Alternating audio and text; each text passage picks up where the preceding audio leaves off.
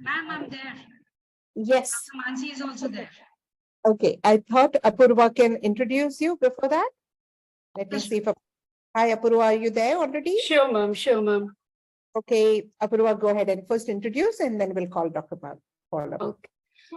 Good evening, everyone. Today we have with us Dr. Paula Mukherjee, Goel, and Dr. Mansi with us. We all know Dr. Paula, ma'am, because she's an ardent fan of Redikall, and we see her. I would like to share a little brief about Dr. Paula. Dr. Paula Mukherjee Goel, she's an MD, DCH, PGDAP, PGP, Diabetology, John Hopkins School of Medicine, Diplomat, IBLM, US Board Certified in Lifestyle Medicine, PGP Psychiatry. She is the founder and director of Faith Clinic based in Mumbai, and she has over 32 years of experience in the field of medicine and health. She is also a member of the Indian Academy of Pediatrics, Adolescent Health Academy, Indian Medical Association, and Society of Adolescent Medicine, USA. She is happy to help with overweight and underweight issues, growth and development problems, delayed puberty, menstrual problems, PCOS, adolescent diabetes, thyroid and high blood pressure, chronic headache, adolescent behavioral problems, and regular pediatric adolescent OPCD. So basically, ma'am, she's an adolescent expert. She's a diabetologist, specialist in lifestyle diseases. So today she's going to guide our journey, our parental journey, and she's going to give insight on parenting. And her vision is to inspire people with good health and balanced living. So today we warmly invite Dr. Paula Goel Mukherjee and Dr. Mansi to share their rich experience with us. You, ma'am. Welcome, Dr. Paula. Good evening. I'm also putting Mansi, Dr. Mansi here. That spotlight. Yes, Dr. Mansi and Dr. Paula, over to you. Thank you so much. Good evening, everyone. And thank you so much, Aatmn ma'am and Redikall, for actually giving this platform.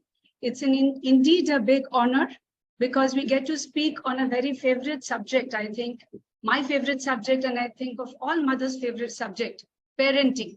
I think a lot of us, it's a very important topic, and it's a very big topic, actually. So we've tried to concise it and make it interesting as much as possible. So the topic which we are going to be speaking on today is building bridges with easy parenting. So before I start, let me ask you a question. How many of you have had difficulty dealing with your child? And you know that you know the right answers, but it does not work. And you are just left wondering, what has gone wrong? And how can this be corrected? How many of you can relate to this? If you can, type yes in the chat box. Does any of you feel? Yeah, correct. So parenting is basically, if you look at it, it's a lifetime job, and it does not stop as the child grows up. It's a lifetime work which you have to do. And there is nothing which is called as a perfect parent. So we just have to be a realistic one. So sometimes just a loving hug, it can ease a lot of doubts and sorrows. So with this, I would just introduce Dr. Mansi. She's my colleague at Faith Clinic, and she does a lot of work with me on parenting issues. So welcome, Mansi. And we thought that instead of going the complete didactic way, we'll have it in the form of a conversation, and we will try to cover up as much of the points that we thought would be useful to you. Thank you, Dr. Paula, ma'am. It's an honor to be here, and I thank Aatmn ma'am and the Redikall group for giving us this opportunity here to talk about our insights on parenting. Most of us become parents and do a relatively good job at it. But then why then do we need to understand parenting is the question here. So, ma'am, can you tell us on that?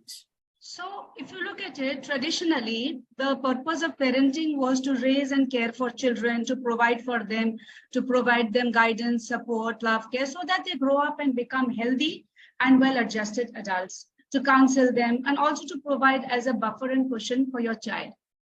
But is parenting just that? So is it just children whom we give birth to? So a lot of us have pets, right? And we also become pet parents. So also we parent our own parents in their old age. So in my opinion, parenting is something when you take accountability and responsibility for another living being and looking after their needs. But in the broader aspect, when we look at parenting also gives us, for an individual, it gives meaning to our existence, because that is the point when we start looking beyond our own needs to the need of another individual. So parenting teaches us certain skills. Now, whether we learn those skills consciously or subconsciously, it's a very different thing, but it does teach us skills. So I will just share a few facts and figures with you here. So according to the UN report, about 4.5% of Indian households are run by single mothers, which is approximately about 13 million. 46.7% are nuclear families. Single parents, mother or father families, they are about 12.5%. And in the major metros, if you see, about 70% of the parents, they do not have time for their children because of this crazy work-life balance which they are not able to adjust and adapt. And almost 75% of all parenting jobs are spent in academics, so academics plays a very important role. Apart from that, the next point comes in chatting with them, snacking with them, watching some media together, going for films, generally fun times together.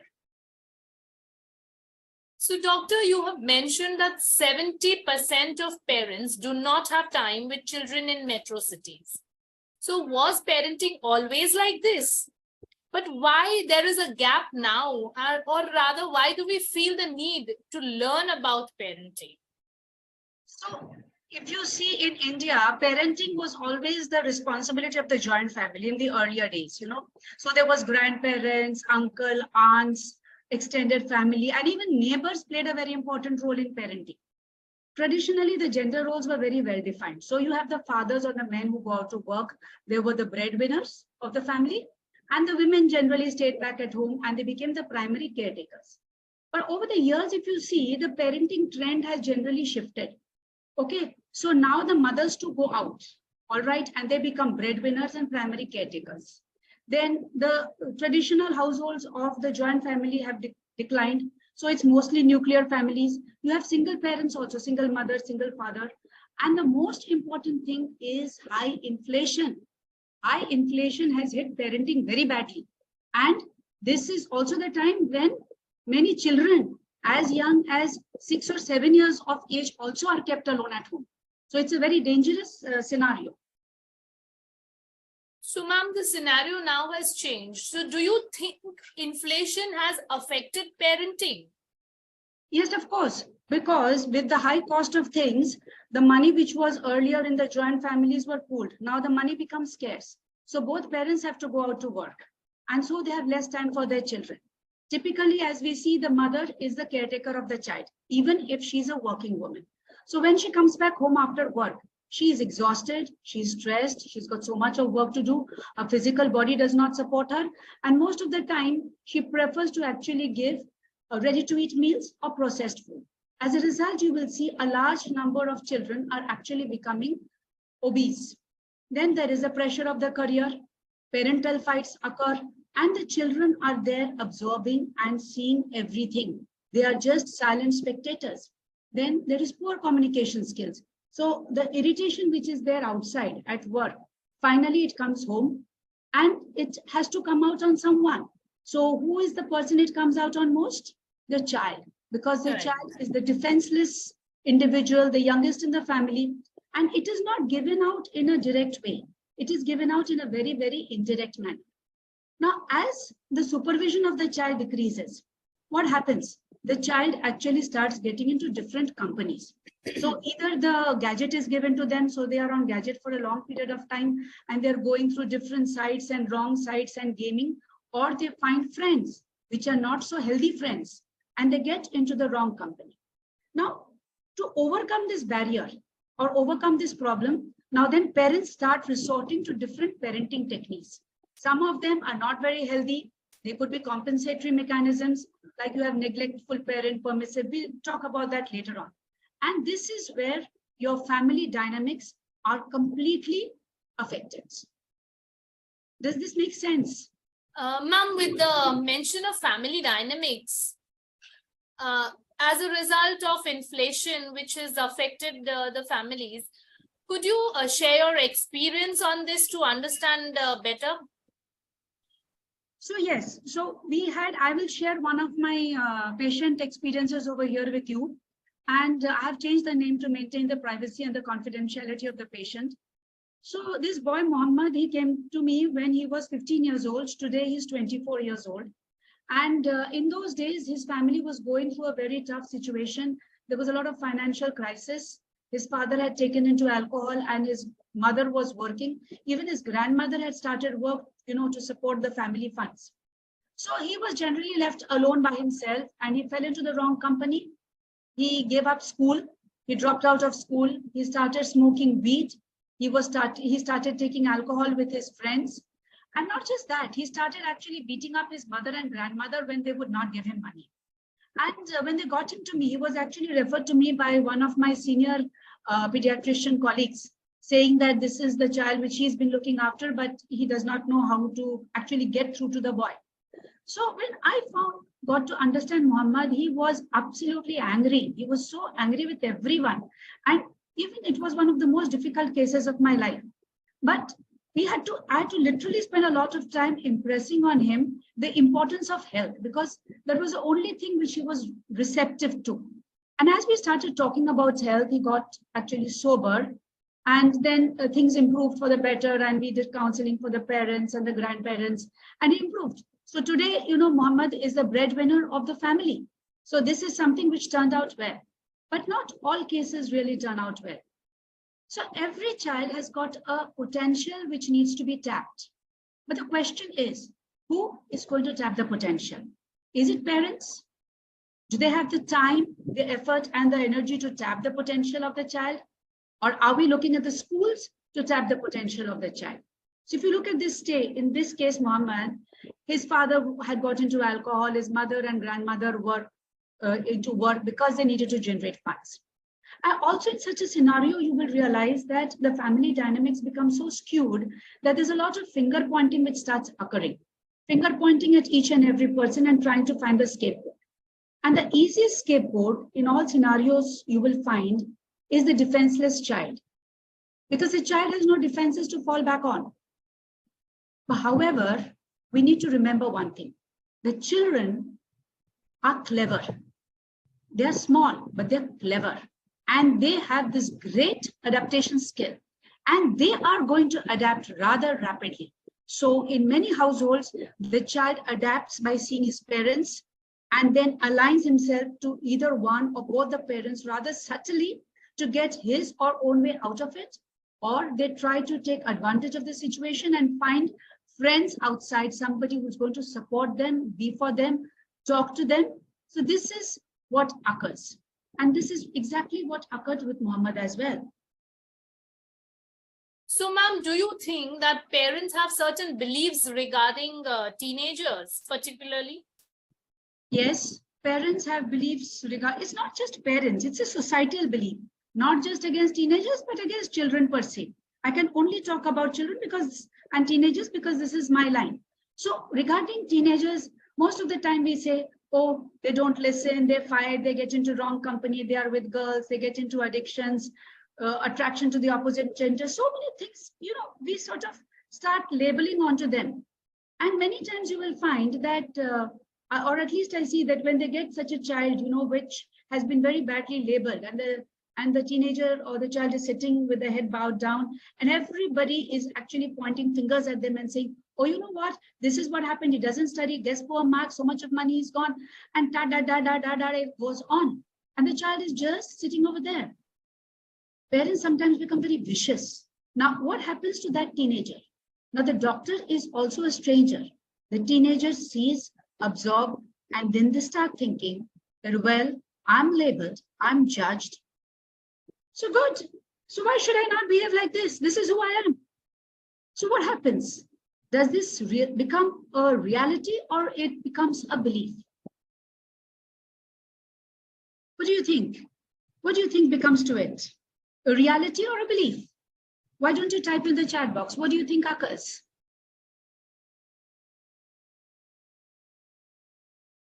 Yeah. Well, ma'am, could you tell about younger children? Yeah, in the younger children also. Sometimes Well, here we have both answers, belief and reality. yes, it becomes. So let me get over here. So even for the younger children, many times you will find that the children are becoming very clingy. So the parents will typically come and tell me, my child has become very clingy and I need to send the child to a preschool, but I don't know what to do because there's so much of stranger anxiety and the child doesn't seem to leave me and the child is just doing wah, wah, wah and clinging.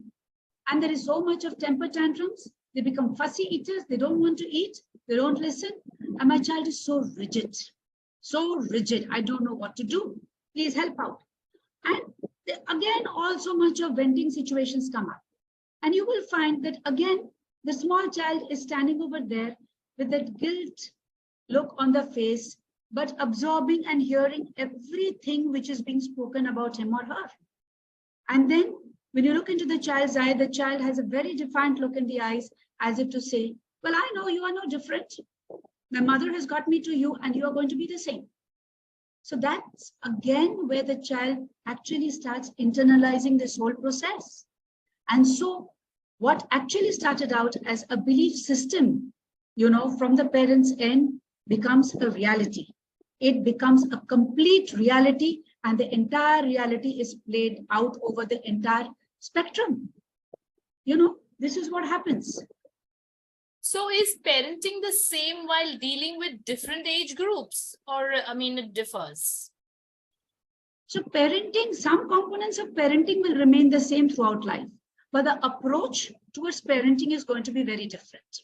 So as parents, we know that there has to be a connection. So it means that you need to show your love, listen, provide support, show respect, connect to them. But also in addition to that, there are certain skills which parents need to develop. So you need to have empathy, understanding, communication skills, negotiating skills, critical thinking skills, decision-making skills, creative thinking skills, problem-solving skills, interpersonal skills, coping with your own emotions as parents.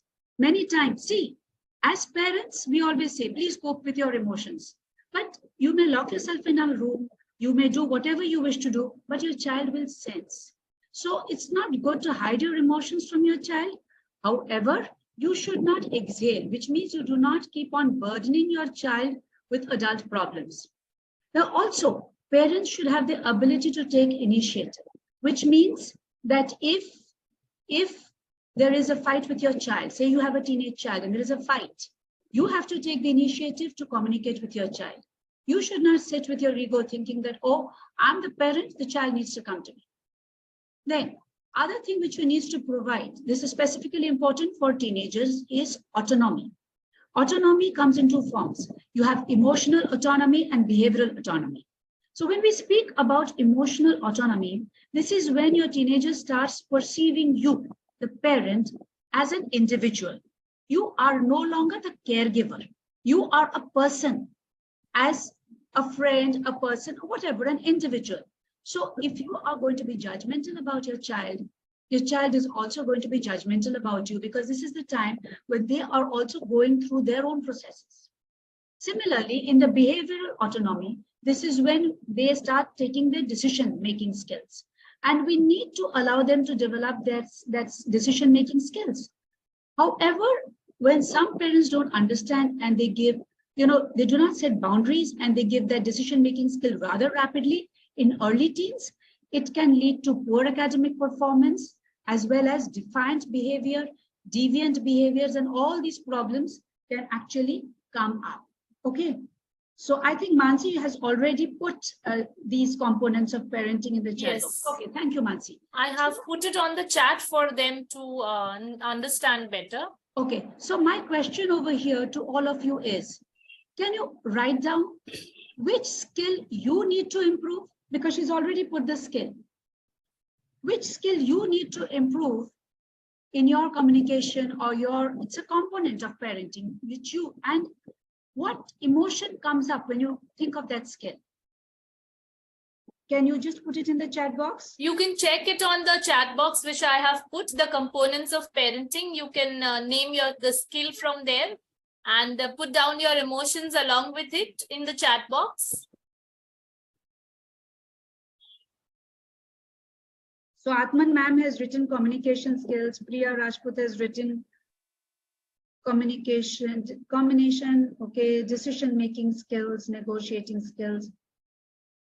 Yeah, actually, if you see, it's a combination of all skills, because communication is primarily very important. But along with that, when we see that decision-making also plays a very important part, negotiating plays a very important part. So all of them become a very important role, and we need to understand then that this is what we need to develop in ourselves as parents. So, ma'am, can you tell us more on this different parenting techniques? Yeah, so there as are you had multiple, mentioned previously. yes. So there are multiple parenting techniques which are there. I'm going to go through it rather rapidly. So one of them is called as the authoritarian parent. So authoritarian parent is one who is very demanding and very little responsive. So they are like very dictators, and their children have to be very obedient to them. Their children don't respect them, but they fear them. So these children turn out to be very aggressive, and in school they become bullies. And in adulthood, they may also suffer from anxiety. Then the second variety which you have is the authoritative parent. Now these parents are less demanding and they're responding. So they respond to their child. They have good negotiating skills. They have all these skills that we talked about. So their children turn out to be friendly, socially compatible, confident, they are self-reliant, and they become responsible and accountable as adults. The third we have is the uninvolved or the neglectful parent. Now these parents are completely low on response, and they honestly are the ones who don't care. They are non-demanding, non-responsive. So their children are very withdrawn and they are non-compliant.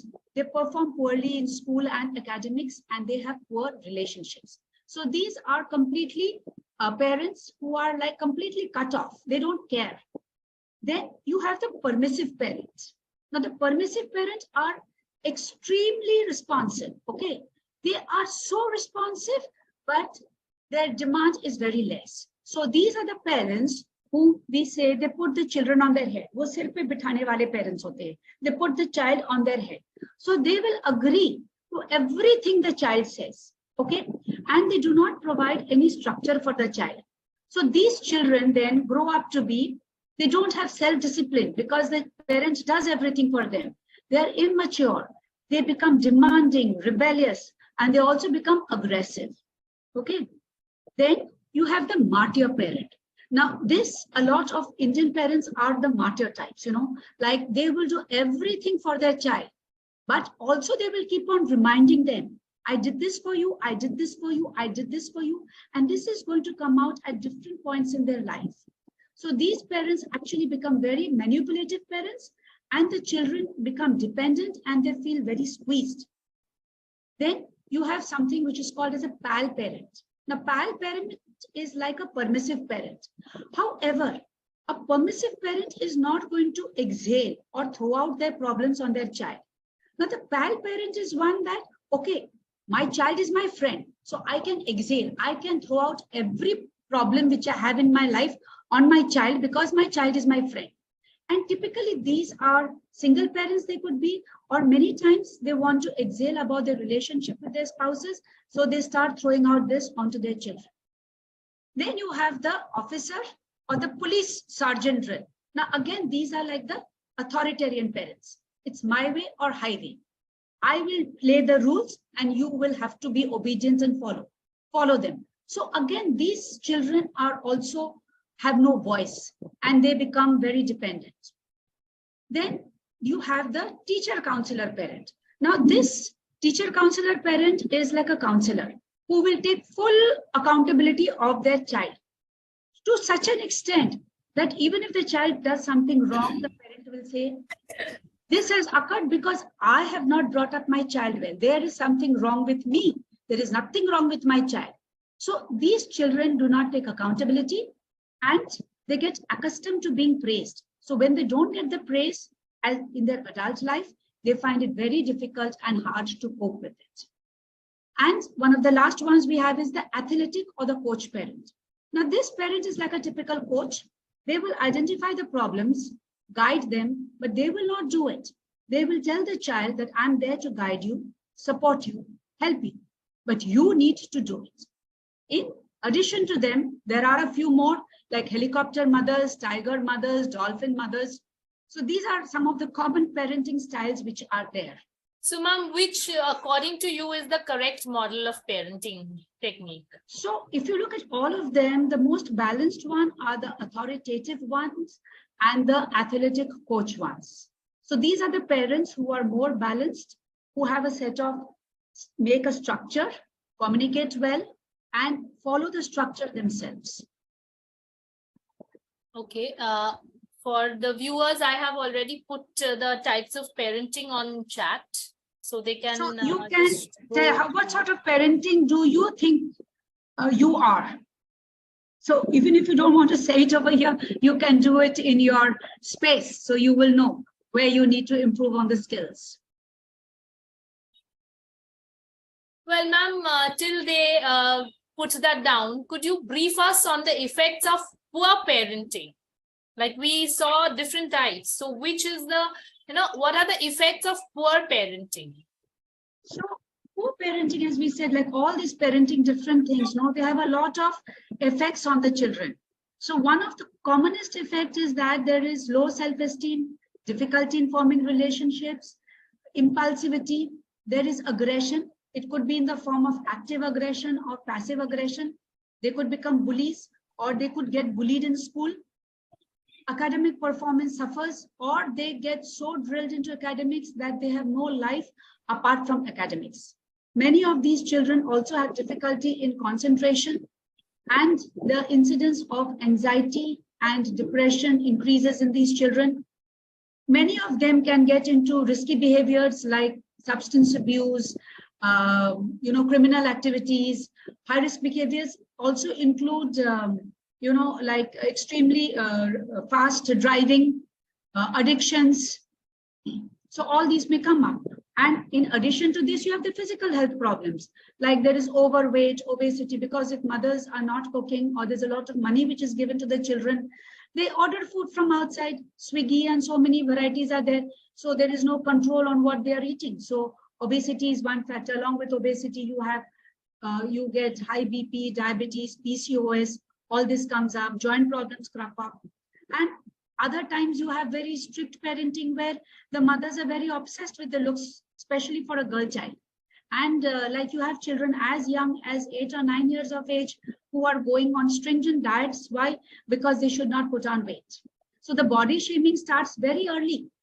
And all this is the effect of very poor parenting skills, because we don't need to actually instill these behavioral traits and values of body shaming at such a young age. But this is what occurs. So, ma'am, till now we've discussed the different types of parenting, but what does parenting actually depend upon? So parenting, if you see, is a very complex process, and it also depends upon two main factors. So I'm going to discuss the parent characteristics here. Now, parent characteristics will depend on the parent's age. At what age the parent became, individual became a parent. Okay. So whether if the individual, say the mother was only 19 years old, 20 years old, so she's a child, her brain has not matured. So obviously she doesn't understand. So the age of the child, then again, there is a difference between male and female parenting. So the gender, belief system, personality, the knowledge about parenting, and parental personality becomes very important. You know why? Because if the personality, if two parents have very starkly opposing personalities, but let's say the mother and the father have got personalities which are completely clashing. So what message does the child get? So again, the parenting over here gets skewed because both the parents have to be at one point. They have to function as a unit. And if you are having other family members at that point of time, so there's a lot of mayhem which starts occurring. Now we have to understand that the child is a silent observer, right from birth, silent observer, observing everything and taking it in. And once they're taking it in their own brains, there's a cognitive brain even in a one-day child which starts functioning and they start understanding. So this, it becomes very important. Also, we need to understand what sort of parenting did the parent have. So if the parents had parents who were very strict, did not give them liberty, they may follow the same style, or they may go to the point of permissive parenting or pal parenting. You get my point? So again, that's not correct. Then of course, certain community beliefs are there, which sort of like say, okay, the academics have to be in this way, the career has to be like this. So these are the beliefs which the parents are carrying with them because the community and the society in which they live. Like, I'll give you a typical example what they say. हमारे घर पे ऐसा नहीं चलता है. This is a very common dialogue. हमारे घर पे ऐसा नहीं होता है. What is meant by हमारे घर, I have not yet figured it out up till now. And how can you generalize and say हमारे घर और तुम्हारे घर? So if in a house you have multiple people saying हमारे घर and तुम्हारे घर, it's confusing to the child. Also, suppressed anger. Now, suppressed anger occurs in adults and suppressed anger occurs in the kid also. And that has to be addressed, because if this is not addressed, it leads to major problems in parenting. Major problems. And needs So, to be ma'am, what addressed. I understand is, does expectations from our relationship with the children make it difficult? And why are so many battles there? Battles. So if you look at it completely from a neutral point of view, you have your child and yourself. Okay. So it can be a very simple, nice, loving relationship. Okay. But what happens? We get in a lot of extraneous factors, expectations, and expectations are beliefs from the society, what society tells you to do. Okay, I am a doctor, I'm an engineer, I'm a CA, so my child has to be this. Or in our house, we have to do things in this particular way. Also, as we said before, with a lot of parents going to work, especially mothers going to work, there's a lot of stress which occurs at the work front. So typically when there is stress, let's say, there is going to be a flight or a fight response. And typically when that occurs, the hormone cortisol, it increases in the body. Now, what does the cortisol do? The cortisol increases your heart rate, your respiratory rate, creates panic, anxiety, irritation, and it causes inflammation with your body. Now, the child, as we said, is observing you, okay, and is observing your body language and is also observing everything. So you become irritable, cranky, this thing. So the child is observing it and does not understand, but subconsciously the child knows that the mother is irritable or the father is irritable and angry. And this is where the child's fear response also gets aggravated, because the child is thinking, if my parents are angry, what is going to happen in the house? So this is where the child's fear response starts building up, and the child's cortisol level also goes up. Now, when this occurs, the cortisol level goes up, the other two hormones, the serotonin and the dopamine, which is your happy hormones, the endorphins, they crash down. So these are the hormones which are the happy hormones. They fall and your cortisol level rises, and it blocks your emotions from opening up. And at this point of time, as a parent, your environment takes over, and literally, as I said, there is a pot boiling on your head. Even if you put water in your head, your water will also boil on your head. There is so much of anger and irritation which is occurring. So what happens to your unconditional love, devotion, trust? It doesn't play anywhere into the picture. And this is what your child sees. So when we talk about parenting from the soul, it doesn't occur. Now, you are thinking in your head, okay, I'm going to be the ideal parent. And, this is a very simple thing I have to deal with. But your child is having a different answer, especially if he's a teenager. At that point of time, he's having behavioral autonomy. He's having emotional autonomy. So he's thinking, this is my way of working with it. And I don't conform to what my parents say. So there is going to be compartmentalizing on both sides, and judgments are going to keep on coming from both angles, whether it is parent or whether it is children. And when that occurs, what happens? Nobody likes to be judged. And this is where control issue starts. And then parents start trying to lead their life also through their child. This affects the bonding. And many parents feel that they can talk to their children, and even the children feel they can talk to parents only on certain topics, and the other topics are taboo. We cannot talk on them. And since the child senses this, they will start bonding with the gadget, because the gadget is not going to judge them, or they will bond with their friends because the friends are not going to judge. Now here, the parent will start feeling neglected. And in that frame, when they see the child with the phone, they'll say, oh my God, my child is not studying. I have to put him into classes. I have to put him into tuition classes, hobby classes, or otherwise, what is my child going to do in his life? So when you put your child into so many multiple classes, the creativity is completely lost. The child feels boxed in, irritable, angry, and this is where so much of, cauldron starts occurring, because the child is feeling cornered, stressed, unhappy, becomes aggressive. So when you start trying to have a conversation, it leads to a battle. So the question here is, you have to ask yourself this question as a parent. Is your inherent stress or within yourself leading to all this? Because if you are happy, your child is going to be happy right from childhood, because your child is observing you. If a parent is unhappy, the child also is going to be unhappy, because finally the child is going to mirror your behavior.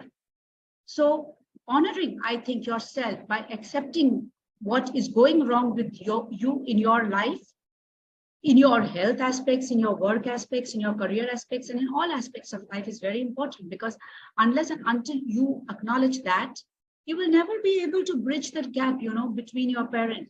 And as you start doing that, you will realize that your child is not getting so triggered. And there is a point where you can actually have a calm conversation with your child, and all these battles finally then settle down. I think I took a lot of time explaining this, but it was necessary for me to, put it into the structure like this. Parenting is a vast topic, and with a few topics, we can just concise it to a certain level. I would like you to share a few tips on how to look after my child better. Yeah, sure. So one is that we know that parents create children. So we know in nature, there is creation and connection, which is very closely knit. So the first thing I would say is give space. Communication is very important, and communicating on a positive note. If you are not in a positive frame of mind to communicate, please get up and move into a different room. Do not communicate. Give praises to your child, but not false praises. Spend time. And most important thing is stop fixing things. It's okay. If the room is dirty, it is fine. If the things are strewn around, it is fine. Only the room has to be ventilated so that good oxygenation occurs in the room and the child remains fresh mentally. You have to set boundaries. And when you set boundaries and structure in your house, you need to speak to your child in an open manner which is acceptable to them also. You have, as a parent, have to be consistent in your actions, because if you are not consistent and your stand keeps on changing like this daily, children get very confused. You need to give independence, which means that they have to develop decision-making capacity. So we need to understand that each family and each child is actually different, and they have to work on themselves. So, and if you are finding problems in anything, you have to, at that point of time, take professional help to help you. Okay, ma'am, with the exams on these, it's an exam season on. So could you share some tips for what parents should do before and during the exam? Yes. So during exams, who is stressed? I think is the parents who are more stressed than the children, So at this point of time, it is necessary for parents themselves to get calmed down. They should not get triggered. They should not try to go and say, okay, give me your studies. I will take up your studies. But just provide unconditional love Ensure that physically, mentally, emotionally, they are in a good space. Their room is ventilated. If they have to talk, allow them to talk. Do not give your opinions at that point of time. Just lend a ear. Open communication is very important, but do not ask too many questions. Food. Food becomes very important because many children don't eat and parents then try to push them to eat, or some eat too much. So ensure that there is good hydration in the form of water, nimbu pani, chas, which you can provide. Avoid fruit juices and again carbonated drinks because they contain a lot of sugar, and sugar will make the child very drowsy and lethargic. So give high fiber food, protein food, and a lot of fluids, and ensure that your child sleeps well. Sleep is very important because when you sleep, a good restful sleep, it actually processes your memory better, and it improves your cognition and your rejuvenation, and it improves your focus and concentration. So this prevents the brain fog. So many times when they go to appear for the exam, like they're so fogged in their brain that they say, I don't know. So a good night's sleep is very important. So if as parents you follow these few things, I think more or less your child is sorted and you are also sorted. So, doctor, in my opinion, we should become smart parents so that we can identify our children's weakness and strengths. We can monitor their progress of the child. We can build bridges with our kids. We need to be adaptable and change our mindset as parents, accept both sides of the coin, who we are and also from the child's perspective. Accepting ourselves and our child is more important. And as time flies, we know children grow up and would soon leave home, and we would be faced with an empty nest syndrome, like a lonely house. And so we need to make the most of our time together with our kids. Am I right, ma'am? Yeah, yes. So, ma'am, with this, could you share some message on parenting with our viewers?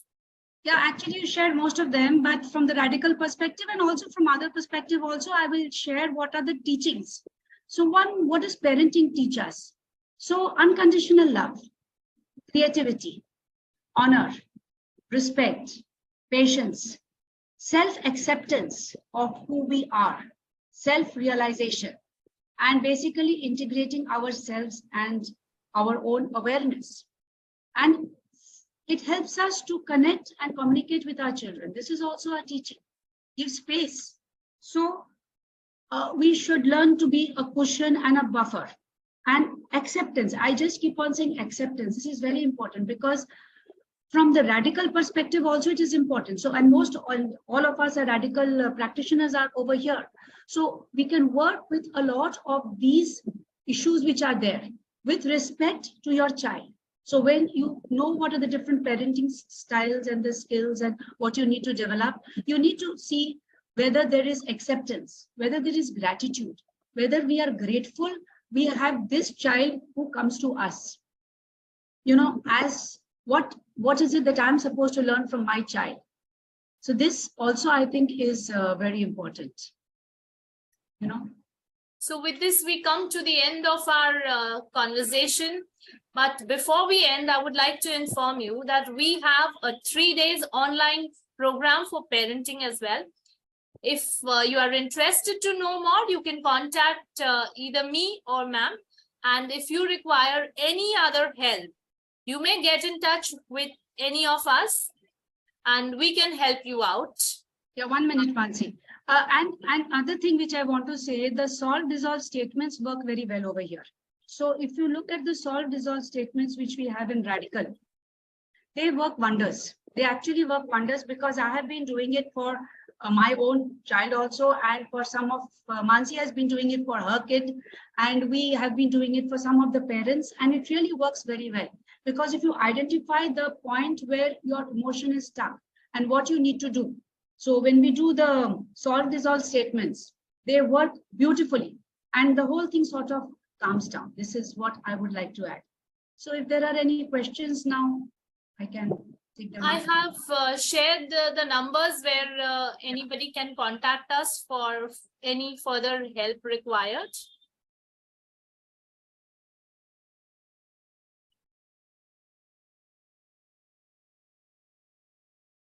And we get some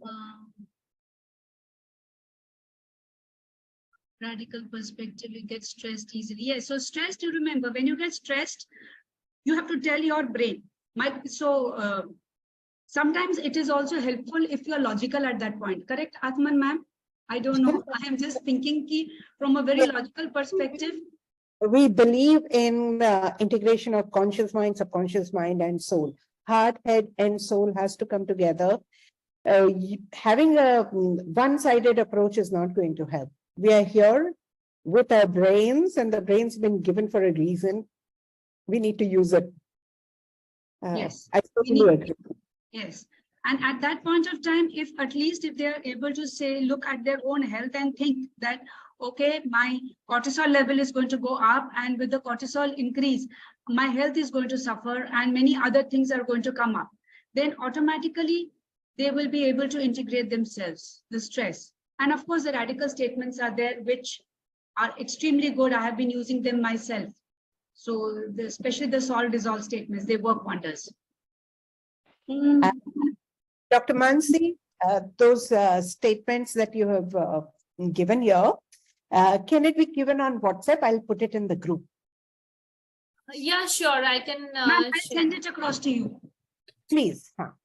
So we can put it in the group so people can, go through it later also. Yes. I'll share them with you. So Redikall is asking, can we get some information on toddlers who are not responding to their name by 15 months, showing signs of ASD?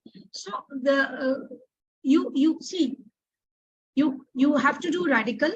You can do Redikall, but at the same time, it is always also better to get screened for the spectrum, the autistic spectrum. But if also, when you're talking of one thing which I need to understand, if there are multiple languages also which are spoken to the child will get confused. And what is the level of interaction with the child? So everything is not on an ASD spectrum. You also need to figure out how much of time is spent with the child, who is the caretaker of the child, and also which language the child is being spoken to. If the child is taken care of by the nanny and the nanny is speaking, parents are speaking different languages, neighbors are speaking different languages. So 3-4 languages may cause confusion. That can also occur, and that may also be one of the reasons. Also, you need to get the hearing testing done if it's not already been done. Anything else?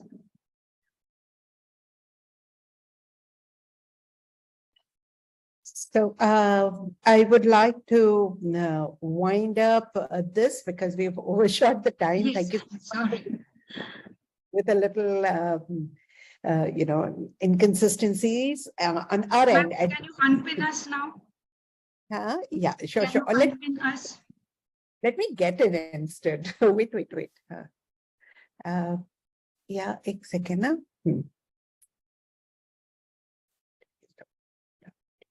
Just a second. It's one light. So I know it was Apurva who was to say thank you, but since I'm here and I just couldn't go away, even though I had guests over here, my ears were all the time here. It was pretty interesting. Thank you so much, ma'am. Thank you for honoring and taking this time out to speak to us. And I also wanted to tell our dear Redikall students that we always position Redikall more as a complementary modality and not an alternative modality. It's a self-healing and self-help modality.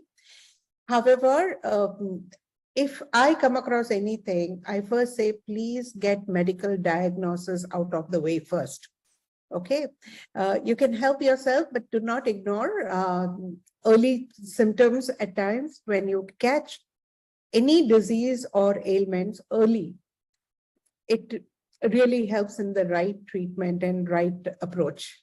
So it's never at the cost of available help.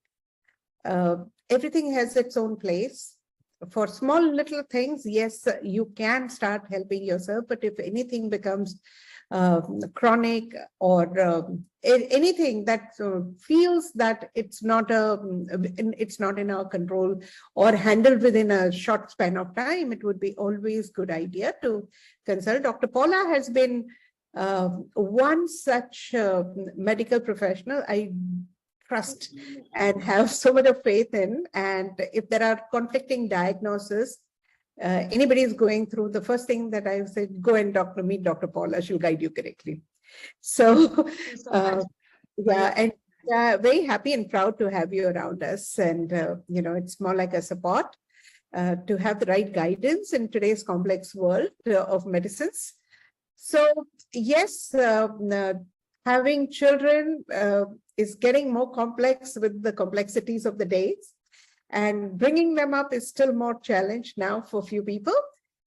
However, it would be a good idea sometimes to even consult and have a look if there's something that you can do at your end correctly. Having a little bit of know-how and knowledge would be a good idea. There were times when tribals did not need any school of parenting. But today, because there are so many schools, children are distracted with. So we need to be schooled as parents. That's irony of life, but that's how it is.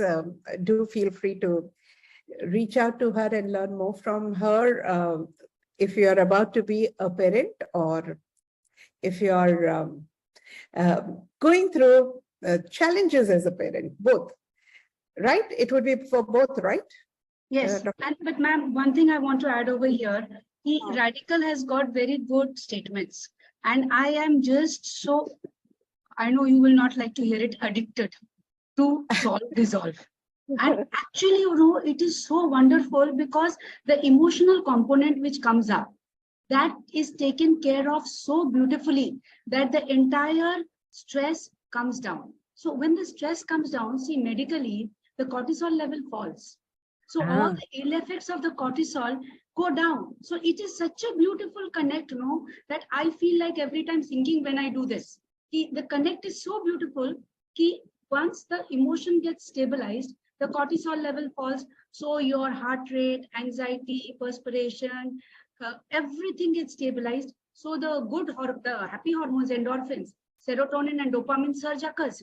So automatically the mood is lifted. Inflammation goes down. So if we are able to follow this up, in a beautiful way, so the incidence of, we actually have started doing it in a lot of our diabetic patients also, the diet part and positive psychology.